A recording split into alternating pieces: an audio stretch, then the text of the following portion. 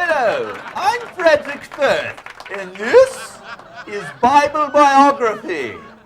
Today's episode, we look at an extraordinary man, a man of character and valor, a left-handed man by the name of Ehud. Hey, I'm Ehud. Look at me, I'm left-handed. Ehud's story begins in the 3rd chapter of the book of Judges. Judges chapter 3, beginning with verse 15. Again, the Israelites cried out to the Lord, and he gave them a deliverer. Ehud, a left-handed man, the son of Gera the Benjamite. That's me. The Israelites sent Ehud with tribute to Eglon, king of Moab. What kind of name is Eglon? What kind of name is Ehud? Point made, carry on. Very well, thank you. Now Ehud made a double-edged sword out of steel that was about 1.5 feet in length, which he strapped to his right thigh underneath his clothing. I am a tricky one, ain't I?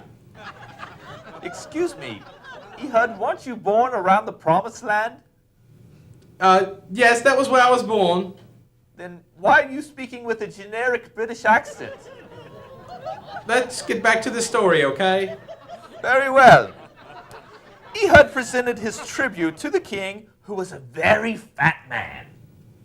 He was a big boy. Ehud then told the king, I have a secret message for you. The king said to the guard and the servant, "You heard the man. Leave." The message I have from you, 'tis from the Lord.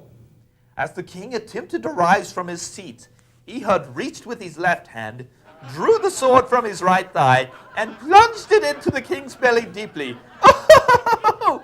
Even the handle sank in after the blade. Ehud did not pull the sword out, and the fat closed in over him and locked in. He was a big boy, I told you. After Ehud had gone, the servants came and found the doors of the upper room locked. The guard said to the servant, "He must be relieving himself in the inner room of the house." They waited to the point of embarrassment. The guard said, "I'm not going in after him." The servant said to the guard, "I'm not checking on him." The guard said, "You're his favorite, you go." The servant said, "I might walk in on him doing something."